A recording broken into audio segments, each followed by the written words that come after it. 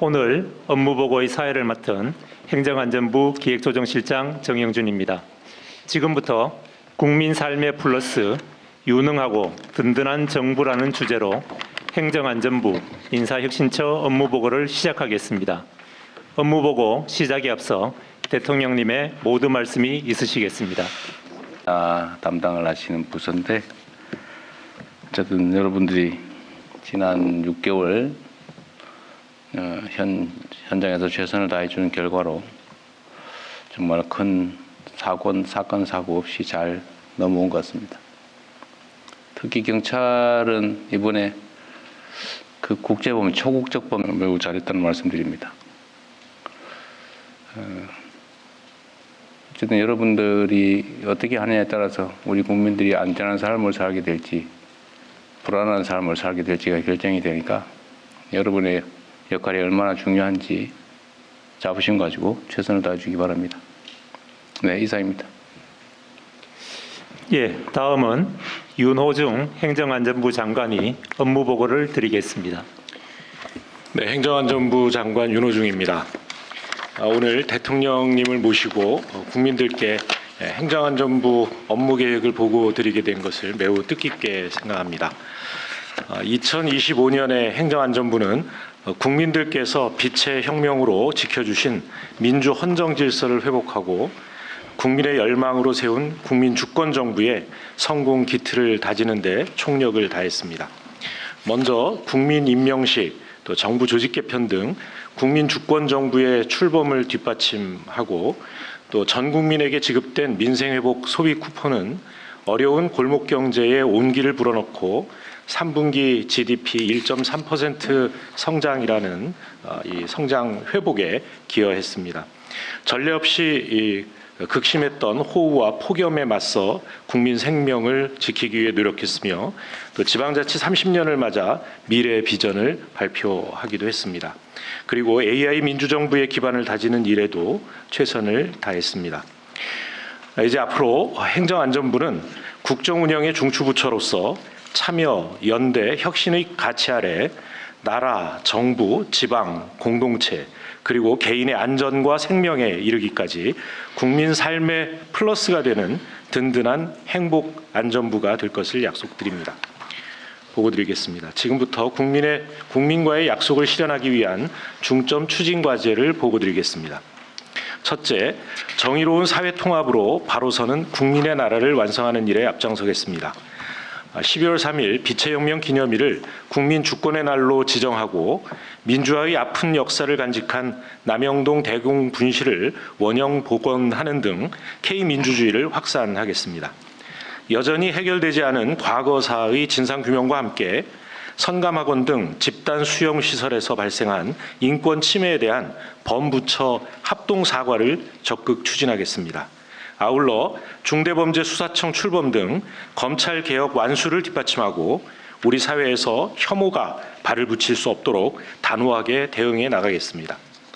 둘째, 국민에게 신뢰받고 빠르게 혁신하는 AI 민주정부를 실현하겠습니다.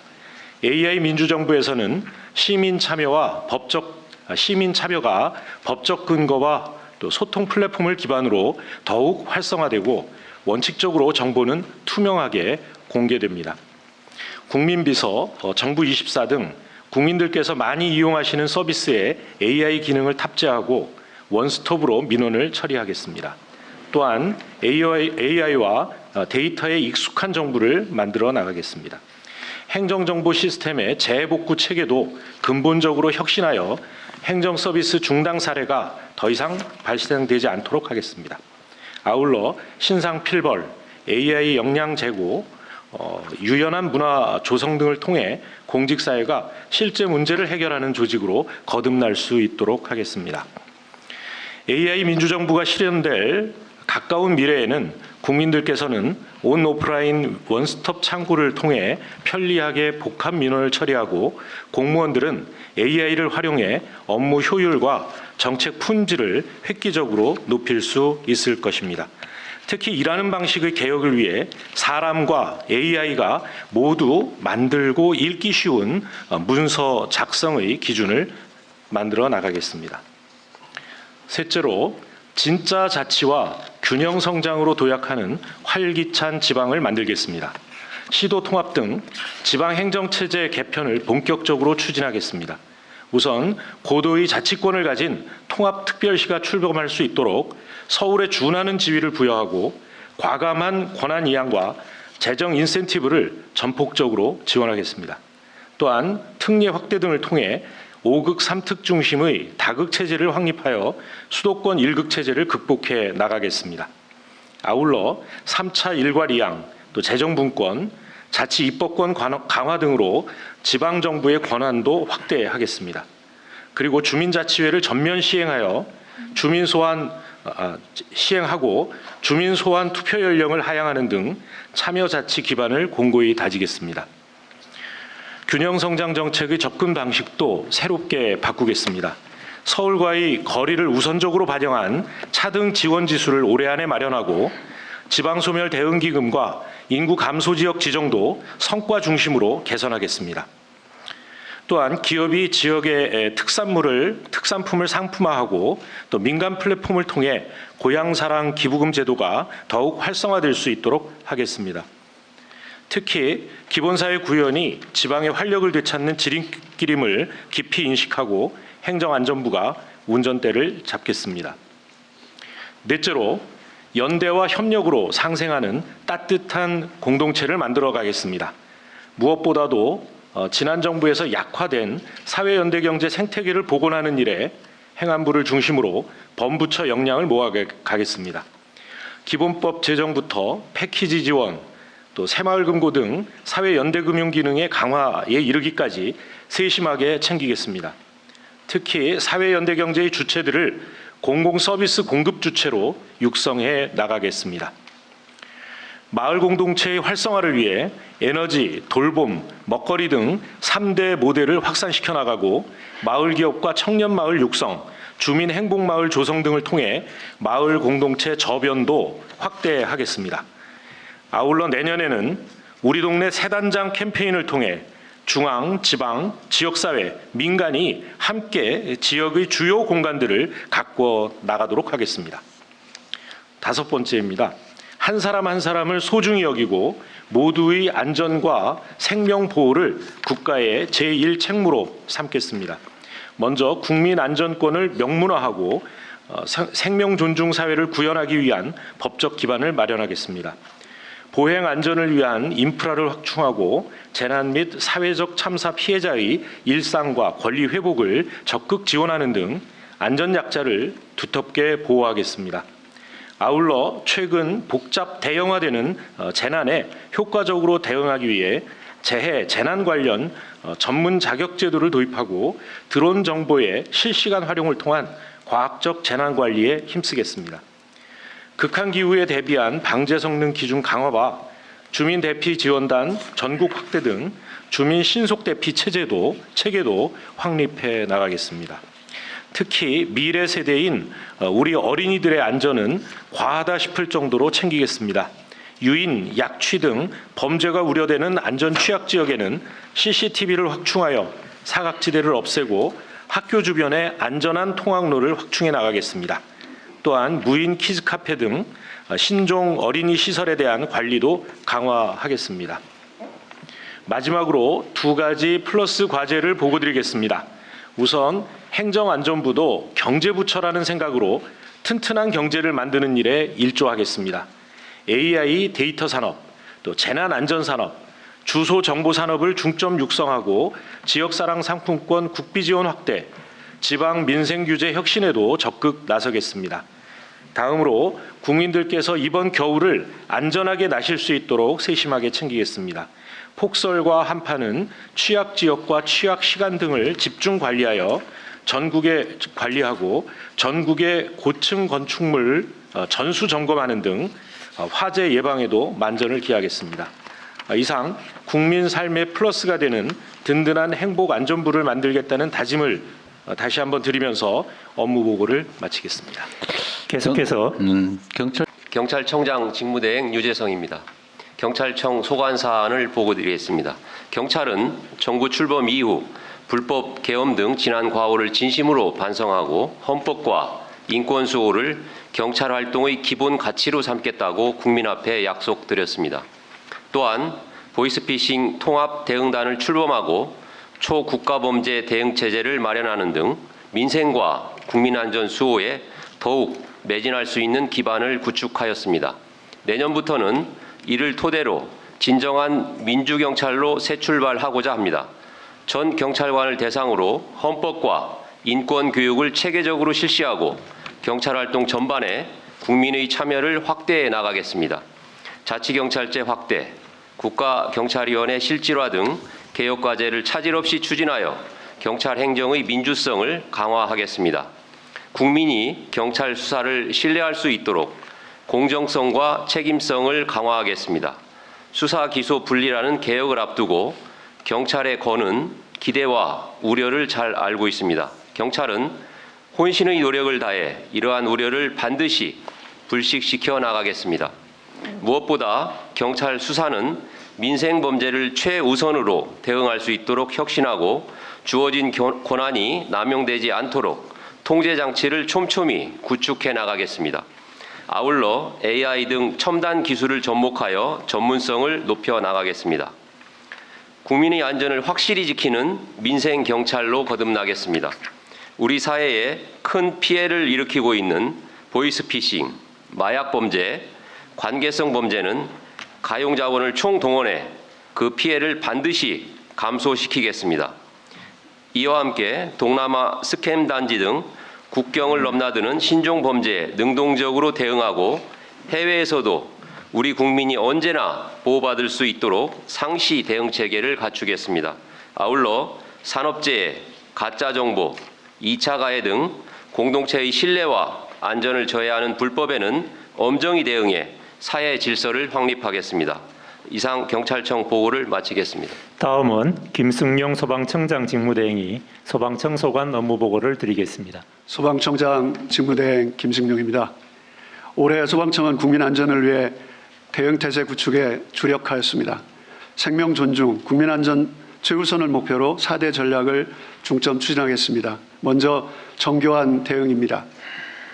대형 재난 시 중앙통제단을 선제적으로 가동하고 국가 동원력을 신속히 발령하여 전문 인력과 장비를 활용해 체계적으로 대응하겠습니다.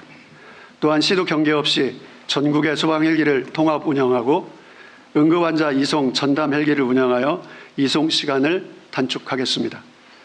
두 번째, 선제적 예방입니다. AI와 빅데이터 기반의 화재 위험 예측을 통해 취약 요인을 사전 제거하는 핀셋 예방 정책을 전개하겠습니다. 초고층 건축물 등 고위험 시설에 대해 현장 점검을 확대하고 데이터 센터, 특별관리시설물 지정 등 제도 개선을 통해 국가 차원에서 안전관리를 한층 강화해 나가겠습니다. 또한 취약세대 화재 감지기 보급과 안전교육을 강화하고 신고 포상제를 확대하여 생활 속 안전실천 문화를 만들어 가겠습니다. 세 번째, 더 강한 연대입니다. 대형 재난 시 지자체, 유관기관과 함께 총력 대응하고 응급환자 이송 지원과 같은 현안도 관련 기관과 유기적 협력을 통해 해결해 나가겠습니다. 또한 소방대원들의 마음 건강관리 강화를 위해 상담사를 확대 배치하고 내년 개원하는 국립소방병원을 중심으로 체계적인 건강관리 시스템을 구축하겠습니다. 끝으로 첨단과학 소방입니다. 올해 개발 완료된 무인 소방 로봇을 내년에는 위험한 현장에 시범 투입하겠습니다. 또한 고립대원, 위치추적 장치와 같은 대원 보호 장비와 사족 보행 로봇 등 첨단 장비도 개발하겠습니다. 대통령님의 각별한 관심으로 R&D 예산이 전년 대비 65% 대폭 확대된 만큼 국방부 등 민관 협업, 실검증 강화를 통해 소방 R&D 성과가 재난 대응력 강화로 이어지도록 하겠습니다. 나아가 소방산업 전반의 규제 혁신을 통해 신기술, 신제품의 현장 도입을 촉진하고 소방산업 수출 활성화를 위한 지원도 지속하겠습니다. 소방청은 보다 더 정교한 대응, 강한 연대로 국민의 안전을 지켜나가겠습니다. 이상 보고를 마치겠습니다. 감사합니다. 이제 토의를 진행하도록 하겠습니다. 토의는 별도의 주제 없이 자유토론 방식으로 진행됩니다. 네, 발표 수고하셨습니다. 행정안전부는 소속 공공기관이 별로 없어가지고 페이지가 아주 얇아 좋습니다. 예. 다른데 한 3분의 1밖에 안 들어갔네요. 일이 없는 건 아니겠죠. 직접 하는 게 너무 많습니다. 네, 어쨌든 뭐 매우 잘하고 계셔서 몇 가지만 체크하고 넘어가겠습니다.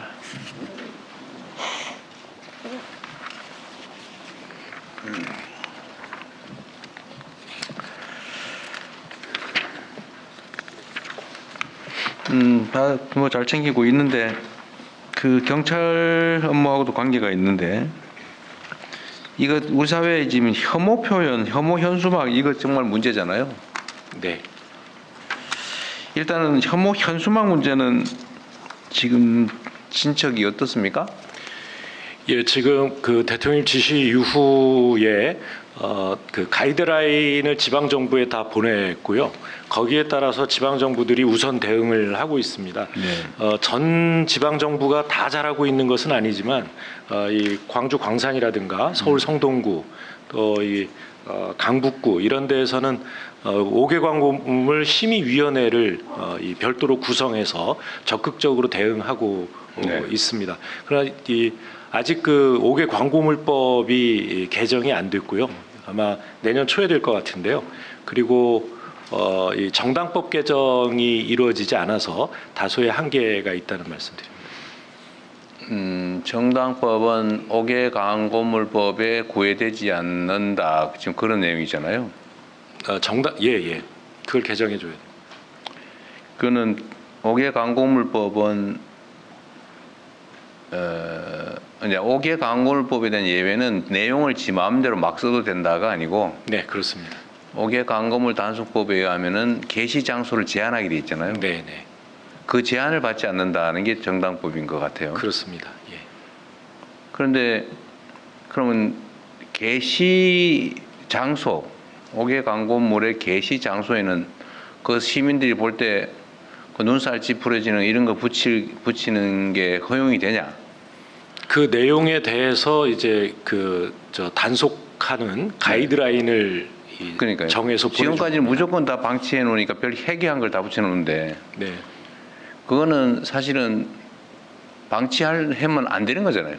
예, 예를 들면 그렇습니다. 개인의 자유라는 거하고 공익이라고 하는 게 충돌하거나 할 경우 경계를 정해야 되는데 정당이 붙인 거니까 무한대로 아무렇게나 막 해괴하게 국민들 눈살 찌푸린 거 무제한으로 붙여도 된다. 공익뿐만 아니라 타인의 인권을 뭐 인권 침해한 침해하거나. 것도 네. 단속의 그래서 이게 대상. 너무 그럴 게 아니라 어쨌든 저는 정부에서 일종의 전에 한번 얘기했잖아요. 국무회의에서 네. 가이드라인을 만들어서 이것까지는 이거 단속해라. 단속하는 것이 맞다라고 해줘야 지방 정부도 마음 편하게 하고. 근데 그런 거 단속하면 경찰에 막 고발 들어오고 그러잖아요. 근데 경찰의 태도도 또 중요하단 말이에요. 그런 거 한다고 단속했다고 공무원 불러다 조사하고 괜히 괴롭히다가 나중에 한참 있다 무혐의하고 이러놓으면 공무원들이 그 스트레스 쌓여서 일을 할 수가 없잖아요. 예. 경찰도 합리적 판단을 해서 뭐 보나마나 뭐 재물손괴 이런 걸 고소하고 그러잖아요. 그런다고 해서 마구잡이로 그걸 입건하거나 그래서는 안 된다는 거죠. 내가 예, 보기에는. 알겠습니다. 그래서 대통령님 법에 5개 광고물법에 지금 명시적으로 금지되어 있는 규정이 있는 경우에는 바로 네. 철거를 하고요. 그런 규정이 해석이 필요한 부분에는 그걸 게시 중지를 해서 띄어서 보관하고 있어라. 네. 그래서 재물 손괴라든가 이런 시비가 안 걸리도록 네. 그렇게 하고 있습니다.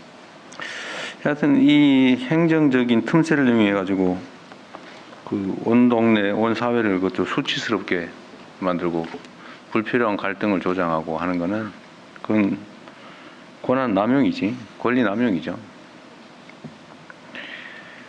그리고 요즘 경찰이 잘 처리하고 있는 것 같긴 하던데 그 관광객들한테 그 면전에 대고 모욕 주고 하는 거 그 국가 품격 문제 아닙니까? 예, 그렇습니다. 그래서 저희가 그 집회 신고 단계부터 그다음에 집회 진행 단계 이렇게 엄격하게 관리를 해서 지금 많이 요즘 많이 줄어든 것 같아요. 예, 그렇습니다. 그리고 사후에 그런 명예훼손이나 모욕, 그다음에 업무방해에 대해서는 철저하게 수사를 진행을 하고 있습니다. 네. 그 영업소 근처에서 그 저기 지나치게 고음으로 방송에서 업무 방해하는 거 뭐 이런 것도 예. 좀 강력하게 단속을 하십시오. 예, 그렇게 그것도 하겠습니다. 자기 의사 표현을 하는데 적정한 정도로 하면 되지. 그걸 영업 방해하려고 그러면 안 되잖아요. 그죠? 예, 엄정하게 뭐든지 대응하겠습니다. 적정한 선을 지키는 게 중요한 것 같습니다.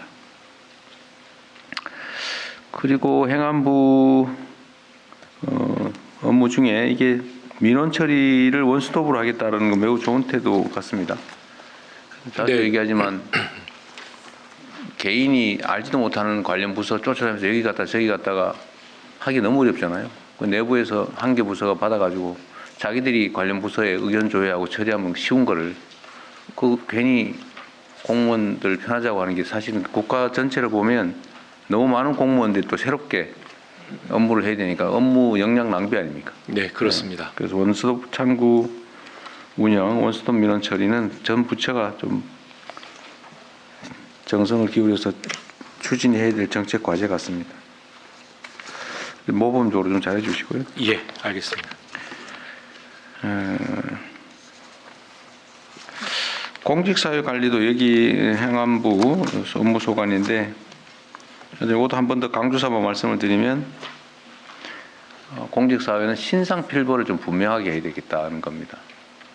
그러니까 뭐 문제가 있어도 문책도 적당히 뭐 잘해도 잘했는지 안 했는지도 모르겠고 적당히 방치하면 누가 열심히 하겠어요. 그래서 잘하면 정말 성과나 충직하게 업무 잘하는 사람들은 발굴을 많이 해가지고 포상이든 네네. 혜택을 좀 많이 주고 그거 하기 위해서 이번 특별 성과 포상금 제도도 마련했다고 하니까 네, 그렇습니다. 그것도 적극적으로 좀 시행하고요. 네. 그리고 이런 건 누가 지적을 해달라고 하던데 그 성과 빼앗기 이런 거 좀 못하게 하자. 자기 부하들 팀원들이 한 거 지가 홀랑 뺏어가지고 평소에 일은 안 하다가 생색만 내고 그래서 일하기 싫다 뭐 이런 얘기를 아마 하위 공무원들이 그런 얘기 좀 하는 것 같아요. 그래서 성과 탈취라고 그러던가 뭐 그런 것도 좀 각별히 신경을 좀 써주면 좋겠다는 겁니다. 네, 근데 원래 뭐 근데 팀에서 잘하면 팀장이 칭찬받는 거는 그 당연한 거긴 한데 그래도 좀 실질 기여자를 좀 챙겨달라. 예, 그래서 그런 얘기가 이번 있는 것 같아요. 예, 특별 포상제도에는 이 가급적 개인을 직접 이 성과를 내는데 기여한 개인을 찾아서 포상을 하는 제도로 구상을 했습니다. 네, 그러시죠. 그리고 지금 강력 자치정부 통합 문제. 네네. 여기에 지금 15페이지 써놓은 거죠. 네네. 이럴 경우는 자치 권한도 대폭 강화해주고 재정적인 특례도 또 권한도 확장을 확실하게 해주겠다 그런 말이죠. 네. 네, 좀 그럴 필요가 있겠습니다. 거기에 더해서 그 공공기관 지방 이전의 경우에도 예, 인센티브를 주는 방법을 그거 좋은 검토하겠습니다. 생각이네요. 예, 예. 좀 많이 몰아서 네. 먼저 5국 3특 체제 정착을 위해서 애써 주시겠다는 거고 이건 또 경찰하고 관계도 있는데 하여튼 국가 전체적으로 업무 조정을 하면서 경찰의 역할이 매우 커지고 있어요. 예, 권한이 커지는 만큼 책임도 많이 져야 되는데 예, 그 중에 하나가 자치경찰도 전에 좀 확대 강화하려다가 적정선에서 멈춰 있는 것 같은데 예. 어쨌든 요것도 어느 시점이 되면 자치경찰 확대도 아마 주요 의제가 될 것 같습니다. 예. 좀 국정과제에 들어가 있는 만큼 범정부 협의체를 통해서 저희가 면밀하게 논의를 하겠습니다. 내부적으로 준비를 좀 하시면 좋을 예. 것 같아요. 그리고 지방 우대 또 지방 차등 지원 뭐 더 멀수록 더 어려울수록 더 지원하자. 이게 뭐 행정이든 아니면 사람 사이에서도 이게 당연한 일이긴 한데 잘 안 됐어요. 그래서 지방 우대 정책은 신속하게 좀 정착을 하면 좋겠고 아까 차등 지수 네, 차등 지수가 지수를 이제 다 빨리 마련됐습니다. 발굴을 해야 네. 재정 편성이든지 뭐 예산 편성이든 재정 정책이든 다 반영을 할 수 있을 것 같습니다. 그 법 개정 사항도 조금 있어서 내년 초에 법이 개정 되는 네. 대로 즉시 시행하겠습니다. 그렇습니다. 마을 공동체 사업도 뭐 좀 확대하고요.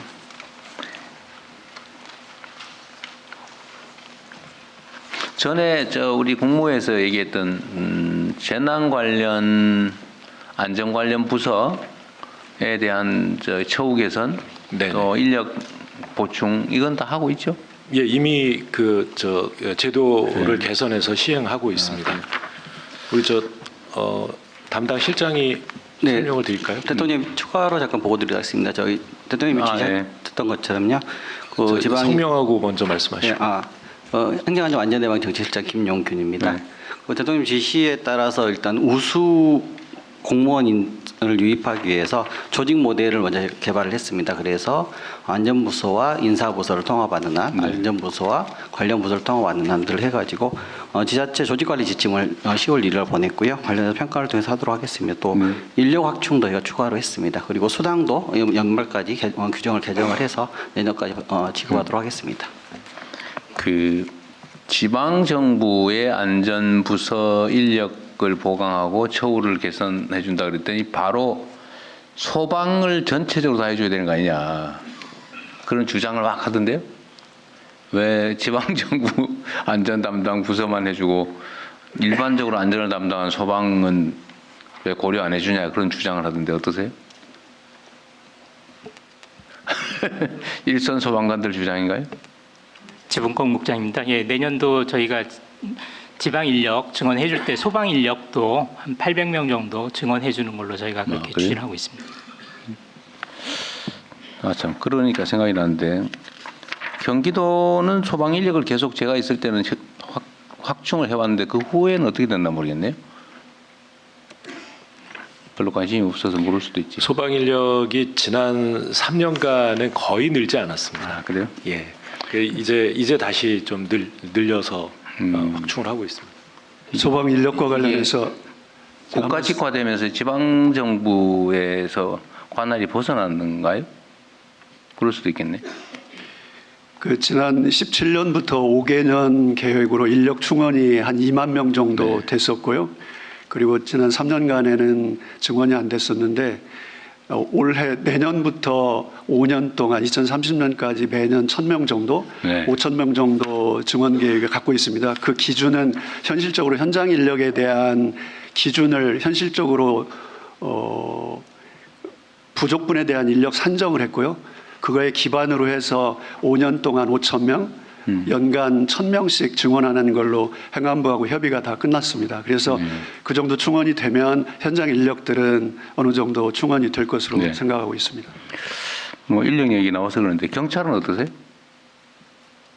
예, 저희도 그 이번에 수시이직제를 통해서 경찰이 국제 공조 부분을 강화해야 되는 부분, 초국경 범죄 대응, 그리고 또 수사에 이제 민생과 관련된 그런 수사 인력이 조금 보강돼야 되는 부분, 그리고 정보도 지금 지난 정부 때 이제 광역정보팀으로 편성을 하다 보니까 네. 실제 국민 민생 안전과 관련된 그 경찰서 단위의 지역정보 체제가 좀 미흡을 해서 지금 지역정보 체제로 이렇게 인력 개편을 하려고 합니다. 그런 인력들이 일부 이번에 수시직제에서 반영이 됐고 네. 또 기동대 인원을 자체적으로 좀 줄여서 그런 수사라든지 민생 치안과 관련된 부분으로 이렇게 전환 배치할 계획을 계획을 가지고 있고 26년 초에 반영해서 추진을 하도록 하겠습니다.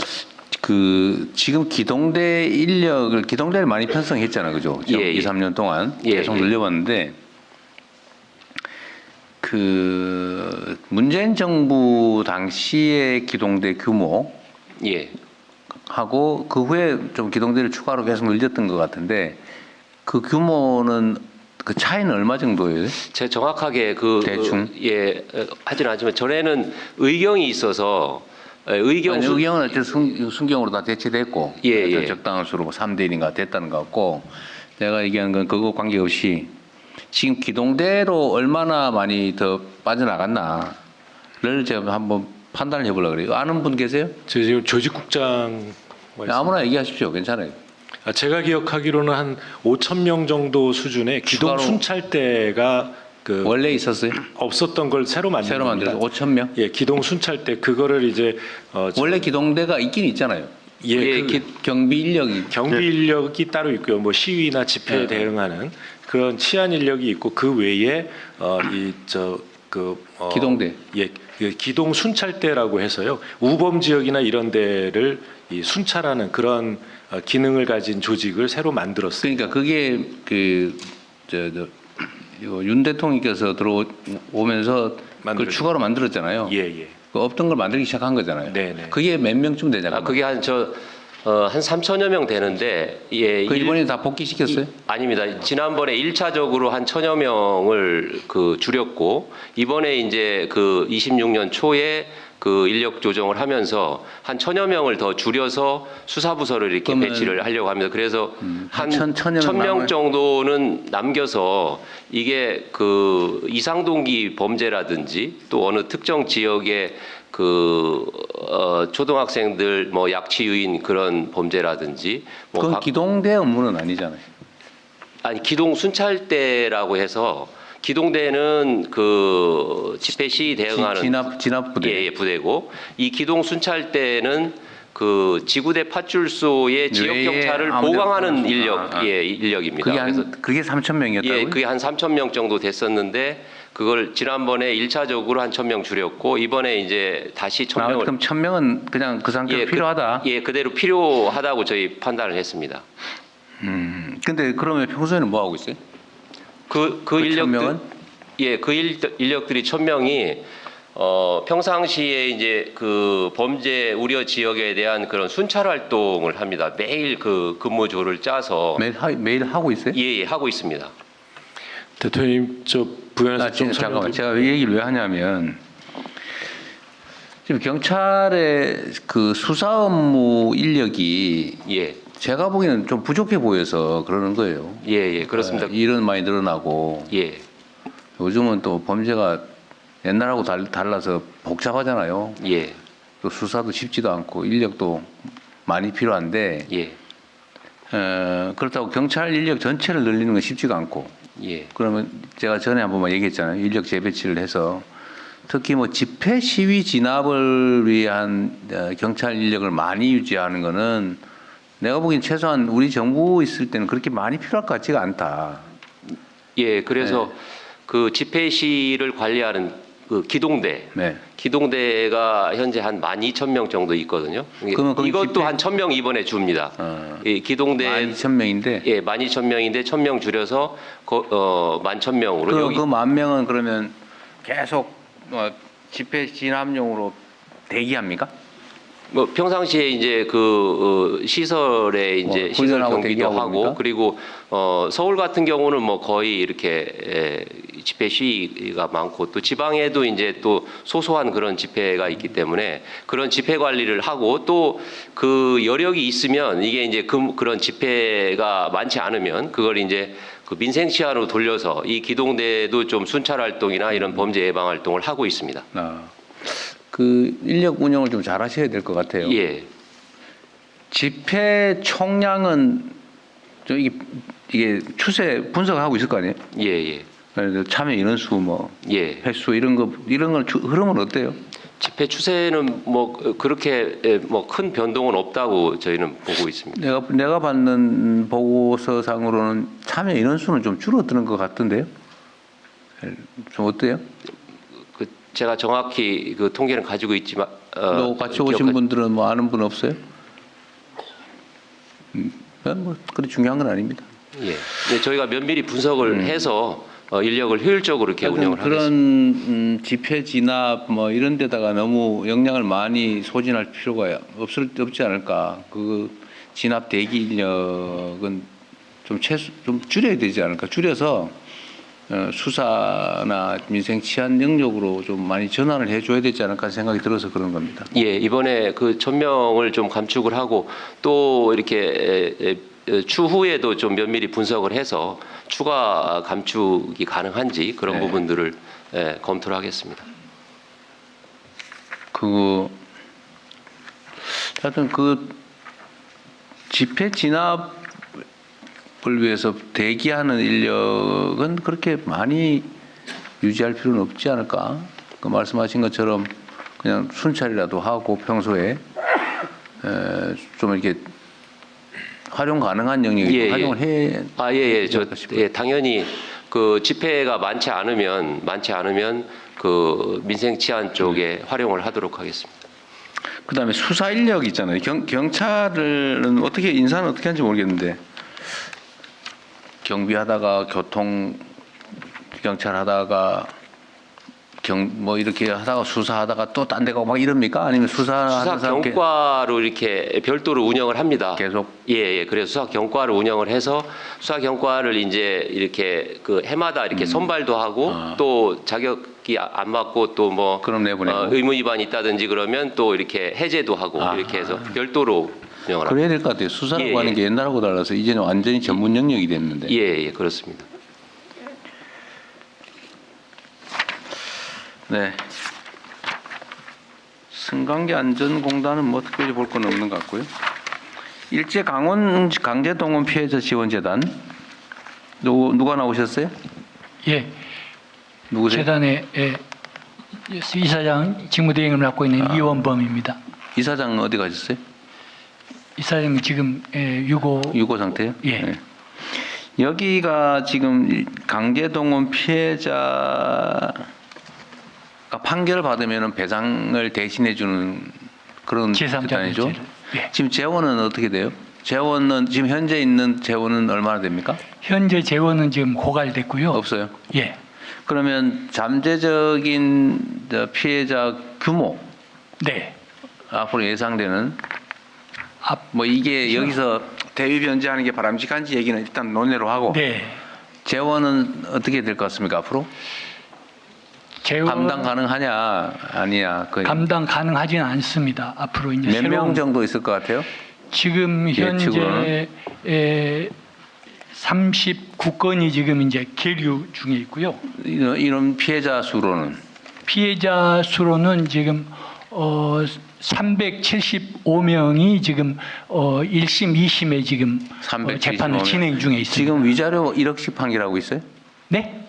위자료 1억씩 판결하고 있던가요? 위자료 1억씩인데 이제 이자가 붙습니다. 12%씩 이자가 붙어서 평균 한 2억 가까운 한 피해자당 실제로는 2억 가까운 금액은 원리금 이자까지 해서 한 2억쯤 된다. 예, 그렇게 되고 있습니다. 그럼 위자료 배상 판결만 하고 소위 일실소득 뭐 예를 들면 뭐 이런 걸 배상 판결은 안 하고 오로지 위자료만 판결하고 있어요. 예, 그렇게 알고 있습니다. 수백 명이 남아 있다는 거군요. 알겠습니다. 민주화운동 기념사업회 누구 나오셨어요? 이재호 이사장님 나오셨네요. 오랜만입니다.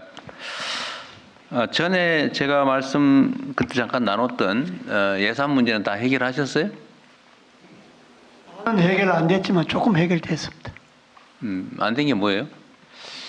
그 사업비 부분이 많이 사업비? 삭감이 돼서 얼마 정도가 삭감? 저희들이 50억을 신청했는데 지금 이번에 예산이 된 건 20억 정도 됐습니다. 30억 정도는 원하는 대로 안 됐다. 그렇습니다. 그 30억 내역이 뭡니까? 그 민주화운동 기념 단체들 제 단체들 지원 단체들 사업하고, 지원 소속 예. 회원 단체? 회원이라기보다는 아니지만 관련 단체. 관여 단체? 예. 거기 지원을 한 30억을 해 그 주시고자 했던 지원하고 거. 사업비. 어떤 사업이요? 민주화운동 기념 사업. 사업의 내용이 어떤 거요? 얘기하는 겁니까? 구체적으로. 뭐 행사비죠. 예를 들어서 민주화운동 뭐 자유민주 마라톤이라든지 또 자유민주 뭐 음악회라든지 이런 기념 행사들이 있는데 그런 건 다 그 삭감. 행사 예산이 전액 삭감됐습니다. 그 왜 삭감했을까? 뭐 안 주니까 할 수 없죠. 설명을 잘 못하신 거 아닐까요? 예. 일단 알겠습니다. 기념관을 새로 설립하자는 의견을 가지고 계세요? 그 민주화운동 기념관을 새로 설립하고 현재 있는 곳은 국가폭력 교육공간으로 쓰자. 인권기념관으로 하자. 그런 예. 얘기예요. 지금 이거 하려면 얼마 들어요? 지금 기념관이 옛날 치안본부 대공분실 자리인데. 그러니까 그거는 인권 뭐 기념관으로 예, 그거는 쓰고 이제 민주화운동 기념관을 새로 짓자. 그렇습니다. 그 어디다가 얼마에 지을 생각이세요? 지금 규모를 확정하기에는 아. 장소가 결정이 안 돼서 지금 장소를 물색하고 방향을 말씀하시는 예. 거군요. 그 혹시 그거 아세요? 남산에 안전기획부, 안기부 무슨 사무실이 있었죠? 예, 옛날에 중앙정보 6국자리가 있는데요. 거기 그거- 서울시에서 청소년 유스 호스텔로 쓰고 있습니다. 유스 호스텔로. 예. 그 시설의 소유자는 누구예요? 서울시입니다. 옛날 안기부가 있을 때도 소유자는 서울시였어요? 아니, 안기부가 없어지면서 그 자리가 없어지면서 서울시가 그걸 인수했죠. 인수했어요? 예. 그거 좀 이상한데.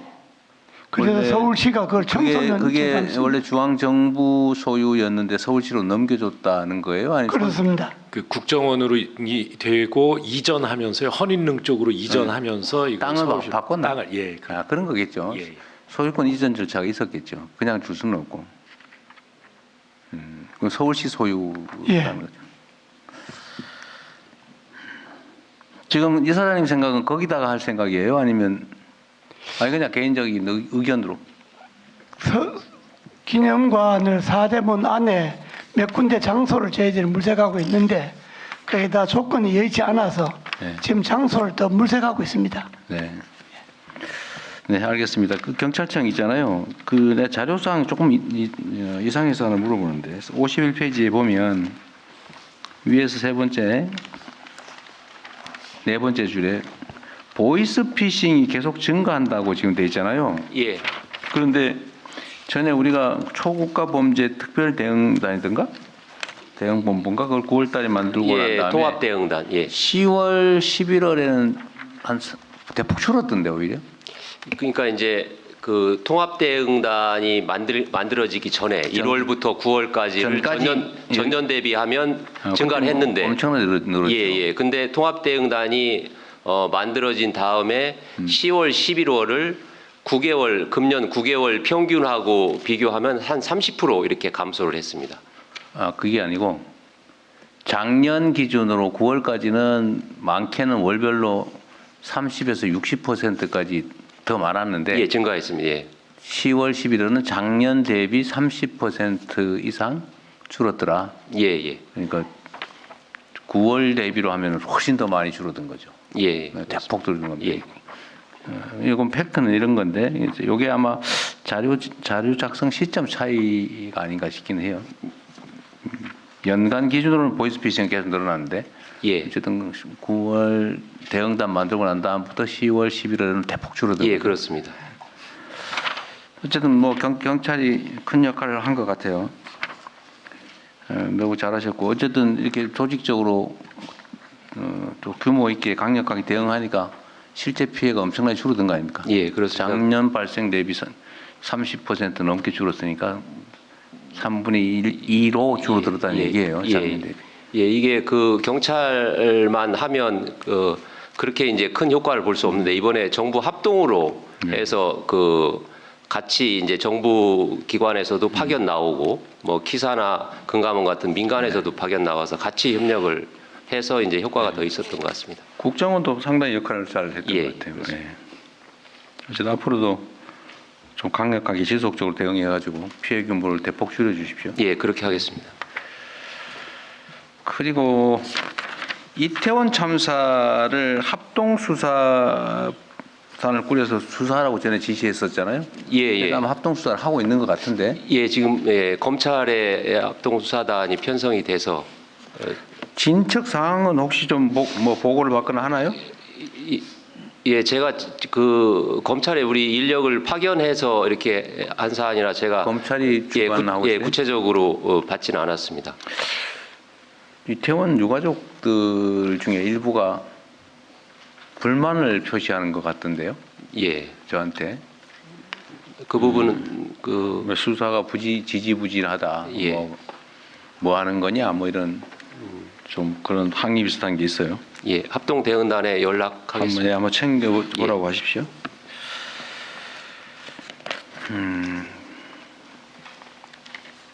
어쨌든 아까 말씀하신 대로 인력 재배치는 기동대 등에서 1907명을 빼다가 보이스피싱과 마약 범죄에 520명, 초국가 범죄 비 외사 정보 복원에 500명, 파출소 피해자 보호에 500여 명 이렇게 배치했다 그런 얘기군요. 예.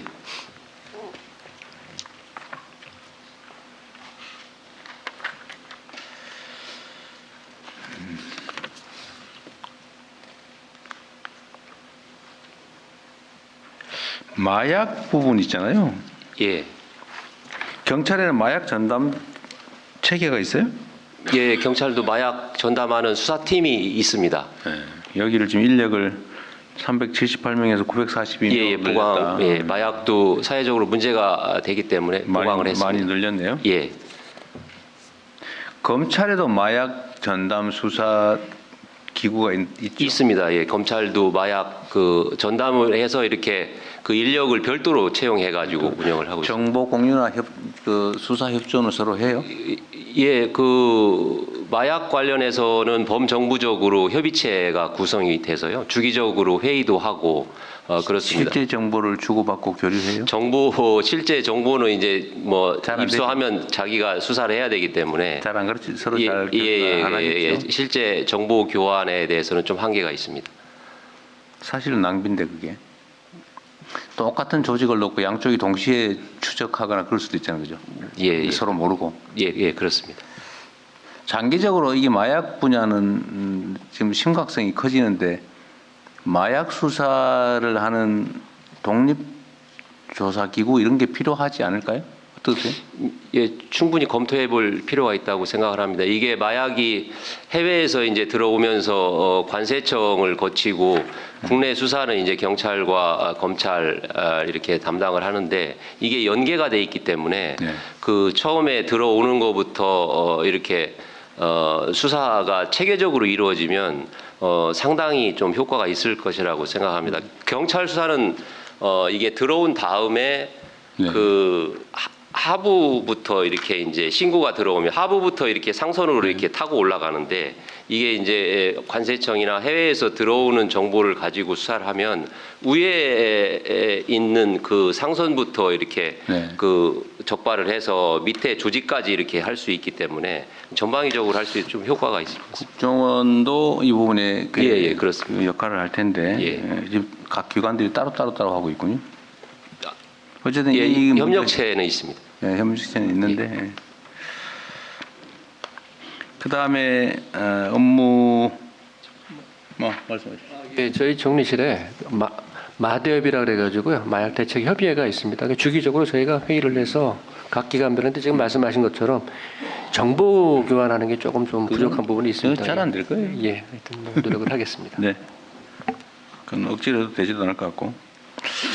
그 가짜 정보에 대한 조치 이것도 전에 국무회의에서 얘기를 해서 경찰이 나름 신경을 쓰고 있는 것 같은데요. 예.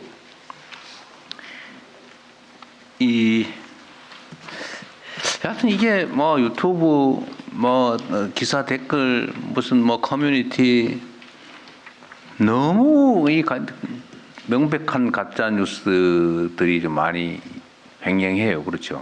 예.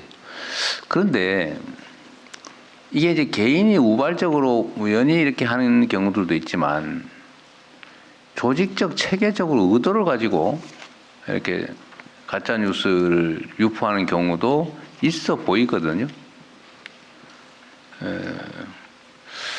어디서 개인적으로 추적을 해본 바에 의하면 이 계정들이 개인이 하는 그야말로 그냥 SNS 활동이 아니고 매우 체계적이고 예를 들면 순식간에 비슷한 내용이 쫙 올라온다든지 예.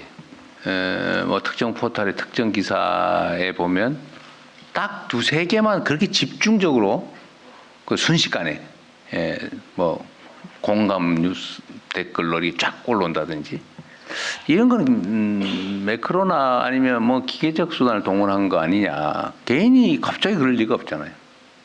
눈으로 확인될 정도니까. 그런 부분에 대한 수사도 하고 있나요?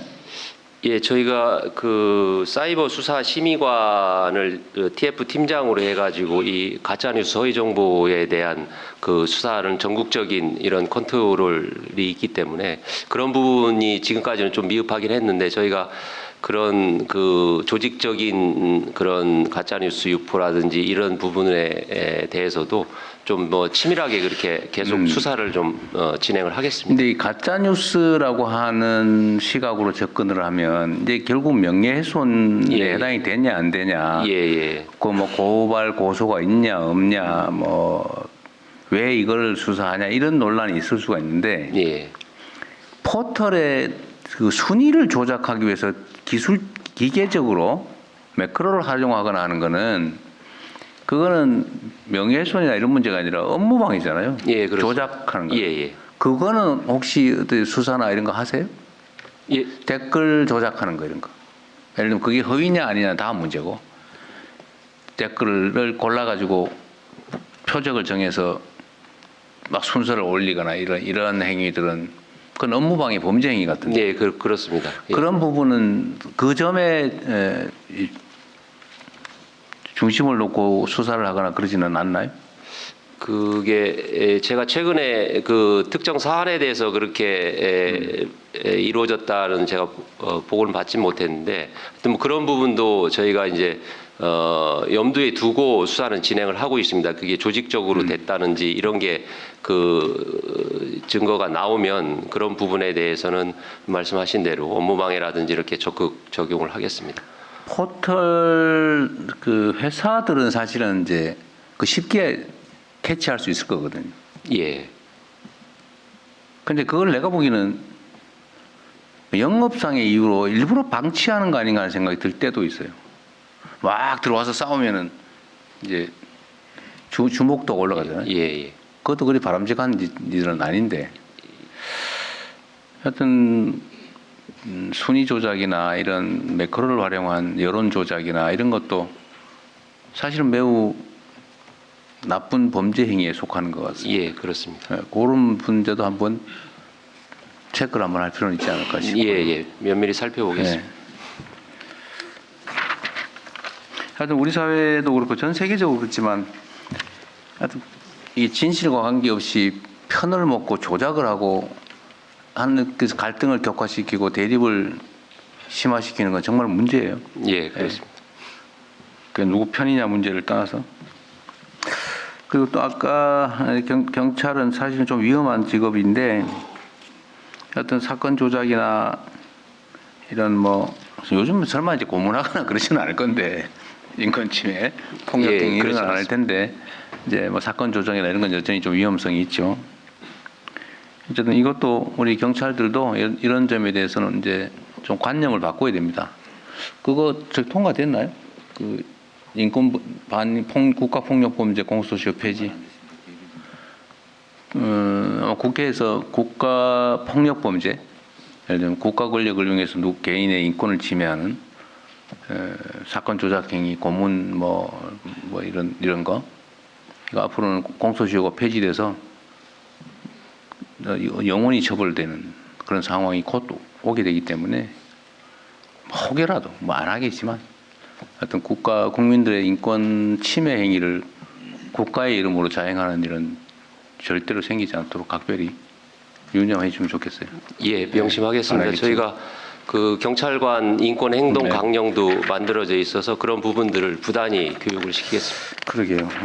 이번에도 그 내란 사태 본의 아니게 그는 뭐 의도를 가지고든 참여한 사람들이 많은 피해를 입게 됐는데 사실 그것도 중간 지휘관들이 사실 판단을 잘했어야 될 사안인 것 같긴 합니다. 예, 그렇습니다. 특히 국회 상황은 그 명백한 위헌 행위인데. 예.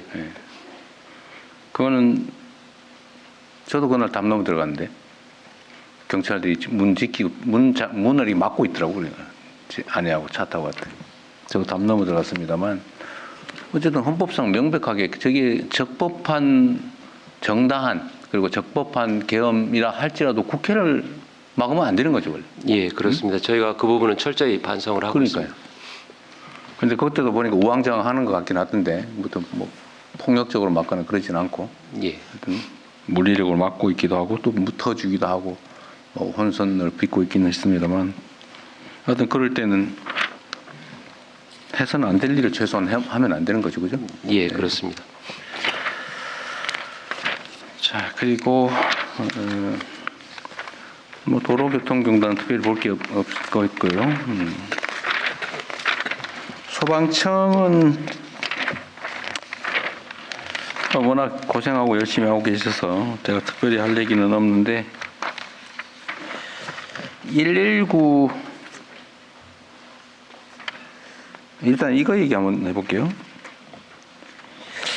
이제 정리가 된 것 같긴 하던데, 이 소방 헬기로 산불 진압 활동을 할 때 소방도 당연히 산불 신고 들어오면 무조건 출동하는 걸로. 그렇습니다. 헬기 출동하는 거 지금 이렇게 돼 있죠. 지금 그렇습니다. 네. 초기에 그 산불 신고 접수가 되면 119에서 처음에 인지하면 동시에 산림청에 통보하고 저희 헬기도 동시에 출동을 시킵니다. 예. 예. 현장 지휘 권한은 산림청이 갖는 걸로 그렇게 했다고 그랬다. 예. 산림청이 도착하기 전까지는 지방정부가 하고. 예. 예. 그런데 다만 산불이 도시명 재난으로 민가나 시설물 피해로 왔을 때 그때는 이제 또 소방에서 지휘 책임이 있기 때문에 그때는 또 소방 중심으로 소방력들이 또 활동을 하게 됩니다. 혼선이 벌어지지 않는 범위에서는 최선을 다해서 해야 되겠죠. 예, 그렇게 하도록 하겠습니다. 그 가짜 119는 119 소관은 아니죠. 가짜 응급차. 그거는 지방자치단체 소관이죠. 예, 저희 소관은 아닙니다. 네. 예. 그리고 R&D 얘기했는데, 제가 경기도 있을 때도 얘기 자주 했었는데, 좌우간의 R&D, 소방장비 개발 R&D 얘기는 이게 정말 그 위험한 화마 속으로 꼭 사람이 소방장비를 싣고 들어가야 되냐. 그런 거야말로 로봇 소방 활동이 필요한 경우 아닐까. 예, 맞습니다, 대통령님. 근데 그때 당시에 제가 그런 얘기를 했더니 연구 개발을 하긴 하는데 수요가 별로 없어가지고 대대적으로 연구 개발에 투자하기가 좀 그렇다고 하더라고요. 예, 대통령님. 그래서요. 24년, 25년 현대자동차하고 소방하고 협업으로 무인 소방차를 지금 개발 완료를 했습니다. 완료했어요? 그 시제품이 나왔고요. 그래서 연말에 2대를 배치를 하고 내년 2월에 일선 관서에 4대를 배치를 하면 심도가 깊은 지하라든지 또 소방관이 진입했을 때 위험성이 많은 고위험 시설에는 우선적으로 무인 소방차 로봇을 투입을 시킬 예정입니다. 그리고 내년에 테스트 기간을 거쳐서 27년부터는 본격적으로 투입할 예정입니다. 소방차예요? 소방 로봇이에요? 소방 자동차 로봇입니다. 자동차. 예. 방수도 가능하고요. 또 센싱 기능도 있습니다. 평지가 아니면 못 가요? 제한은 있지만요. 어느 정도 지금 기술로서는 좀 커버가 돼 있습니다. 그 실증 테스트 기간 동안에 여러 가지 부족한 점들은 채워질 수 있을 것 같습니다. 예. 그거 말고도 소방 장비들은 제가 보기에는 군 장비하고 좀 유사한 면이 있어서 예. 지금 ADD의 국방과학연구소에서는 정말 대규모로 R&D 연구를 하잖아요. 그렇습니다. 그 소방 장비도 어쩌면 우리가 대대적으로 제대로 개발하면 초기 비용이 많이 들어서 그러는데 국내에서만 쓸 게 아니고 해외도 충분히 넓게 보면 시장은 있지 않을까 그런 생각이 들긴 하거든요. 예, 그렇습니다. 이거를 근데 이 연구 개발을 이거 뭐 아무리 이번에 60% 늘려서 한들 사실은 R&D 규모를 보면 소규모잖아요. 예, 그렇습니다. 소급장난이잖아, 솔직히 얘기하면. 다른 R&D 규모에 비하면. 차라리 국방연구소하고 협업을 하는 게 어때요? 예, 그래서 대통령님께서 강조 말씀 주신 이후로 네. 속도를 내기 시작을 했는데요. 국방부 국방과학연구소하고 소방하고 기술 협의체를 만들어서 기개발된 국방 장비들을 소방 영역에서 사용 가능한 부분들 종목들을 몇 가지 저희가 추려서 네. 연계해서 소방 R&D 사업으로 더 발전시키려고 합니다. 네. 그 중에 이제 무인 순환정과 같은 무인 소방정입니다. 그 군에서 개발된 탐색 장비인데요. 수색 구조 상황에 소방에서도 필요하기 때문에 그런 장비들을 연구 개발을 하게 되면 기개발된 연구 성과가 있기 때문에 좀 손쉽게 속도를 내서 소방에서도 적용할 수 있을 것 같습니다. 연구 개발 과제도 좀 공유하고 아예 연구도 같이 하면 좋을 텐데 그러려면 아예 연구소도 합치는 게 어떨까? 지금 방향은 저희가 지금 같이 협의체로 구성을 해서 본격적으로. 근데 공간을 합치거나 인적 조직을 결합시키는 것은 아직은 무리겠죠. 아직은 현실적으로 여같이 하는 근데 상황이 어디서 좀 해요 많습니다. 주로 소방 R&D는? 소방청에 R&D 팀이 있습니다. 소방청 안에? 그렇습니다. 그리고 물리적 공간이 어디냐 그 말이에요, 제 말은. 세종에 있습니다. 세종에? 예. 몇 명 있어요? 3명으로 하는데요. 그러니까 그 기획 파트에 3명이고요. 소방과학연구소 연구원이 있는데 거기는 이제 연구원들이 아산 쪽에 있습니다. 아산에? 예. 그래서 내년에는 몇 명 있어요? 거기 42명 있습니다. 42명. 역시 뭐 그리고 예. 고민을 좀 해보세요. 예, 적극적으로 네. 추진할 수 있도록 하겠습니다. 제대로 해가지고 그 안에 뭐가 좀 협업을 좀 하든지 하면 또 효과가 좀 빠르지 않을까, 빨리 나지 않을까 싶어서 하는 얘기인데 뭐 복잡한 문제가 있겠죠. 조직이 다르니까. 네, 알겠습니다. 소방산업기술원이라고 하는 산하기관이 하나 있군요. 네, 제가 드릴 말씀은 일단 다 드렸고 인사혁신처 말씀하실래요? 네, 인사혁신처 기획조정관 직무대리 유승주입니다. 이어서 인사혁신처 업무 보고를 진행하도록 하겠습니다. 먼저 최동석 인사혁신처장이 업무 보고를 드리겠습니다. 인사혁신처장입니다. 대통령님을 모시고 국민들께 그리고 공무원 여러분께 인사혁신처가 어떤 일을 어떻게 할지 보고 드리겠습니다. 인사혁신처는 올해 국민이 직접 인재를 추천하는 진짜 일꾼 찾기 프로젝트를 시행하는 등 새 정부 출범을 지원해 왔고 특히 적극 행정 공무원에 대한 감사원 감사 면책 등을 통해 그간 위축되었던 공직사회가 다시 활력을 회복할 수 있도록 현장에서의 변화를 만들어가고 있습니다. 앞으로는 국민을 최우선으로 하는 공직사회, 일 잘하는 정부, 깨끗한 공직사회, 일할 맛 나는 공직 환경 조성을 중점적으로 추진하겠습니다. 먼저 국민에게 충직한 민주적 공직사회를 만들겠습니다. 헌법과 국민 주권의 가치, 자율과 책임을 직무 수행의 원칙으로 확립하고 공무원의 국민에 대한 성과 책임을 강화해 나가겠습니다. 적극 행정이 선택이 아닌 공직자의 기본이 될 수 있도록 성과를 내면 제대로 보상하고 보호하는 한편 헌신하는 공무원에 대한 국가의 책임도 보다 강화하겠습니다. 둘째, 전문성을 갖춘 일 잘하는 인재를 양성하겠습니다. 역량 있는 공무원이 전문가로 성장할 수 있는 보직관리 체계를 구축하고 민간 등과 다양한 인적 교류를 확대하겠습니다. 단순한 이론 학습을 넘어 현장의 문제를 발견하고 그 문제를 해결하는 능력을 높일 수 있는 직무 중심의 교육을 활성화하는 한편 공공부문 채용의 공정성과 효율성을 높이기 위해 세종시에 국가채용센터를 건립 추진하면서 공공부문의 채용 전반을 지원해 나가도록 하겠습니다. 셋째, 깨끗한 공직사회를 실현하겠습니다. 소극 행정과 혐오 발언이나 차별 발언, 갑질, 성범죄 등 중대한 비위 행위는 엄중 문책하여 신상 필벌의 공직기강을 확립하겠습니다.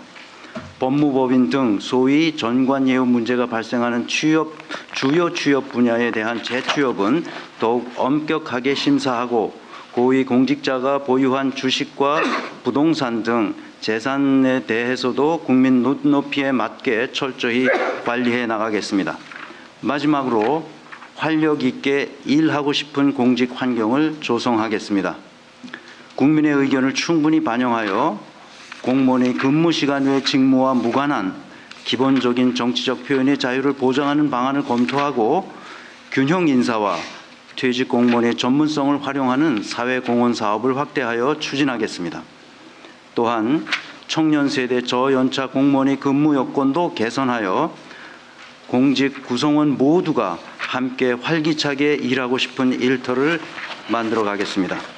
이상으로 보고를 마치겠습니다. 감사합니다. 이어서 토의를 진행하도록 하겠습니다. 네. 토의는 별도의 주제 없이 자유토론 방식으로 진행됩니다. 네.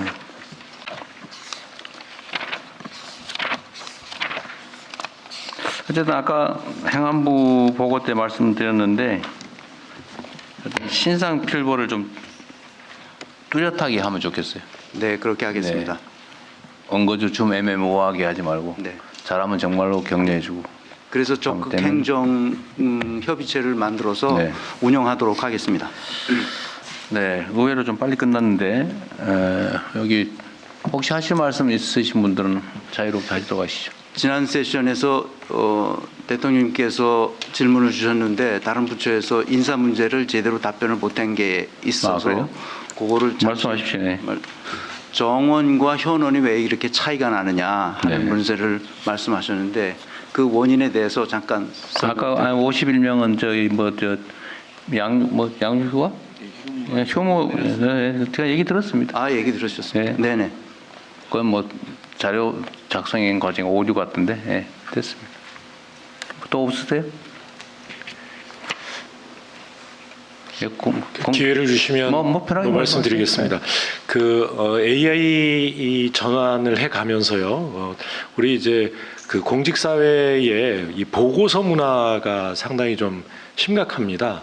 그래서 쭉 인문학적으로 접근을 해 보니까 박정희 대통령이 이 차트 문화를 군해서 공무원 사회에 이게 촥 그런 길이 있고요. 네네네. 그 차트를 얼마나 잘 꾸미냐 이게 일종의 승진의 길이 되기도 했던 이런 게 이제 전 부처 전 말단 저 지방까지 다 이 뿌리를 내렸습니다. 이게 컴퓨터를 이용한 이런 전자문서로 오면서까지도 그 흔적이 남아서 보고서를 작성하는 생산적인 일보다 보고서를 어떻게 꾸미느냐에 정말 이 필요 없는 노동을 하고 있거든요.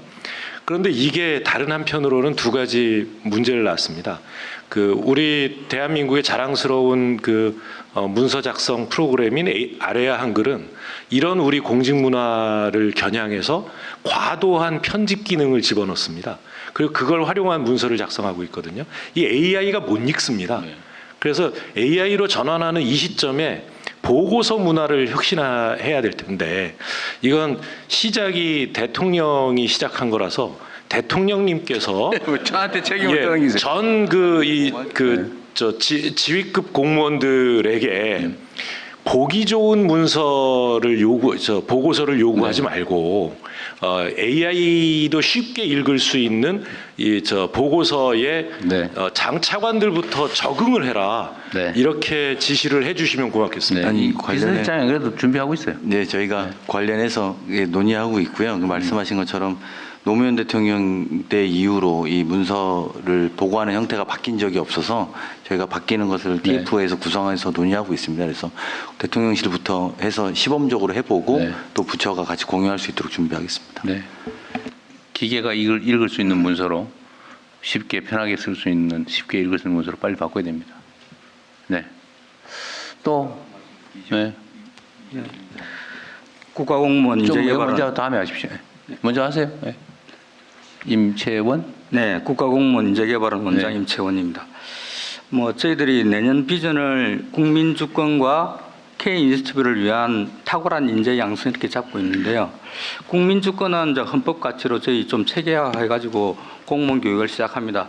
근데 제가 뭐 선거 기간이나 처음에 정부 취임할 때 크게 감동받았던 건 K 인센티브 이걸 들고 나오셨는데 K 컬처가 아니고 뭐 정치, 경제, 사회, 문화, 국제 관계까지 다 포함한. 근데 이 아젠다가 지금은 조금 어떻게 된 건지 좀 시들하지 않은가 이런 생각이 들고요. 네.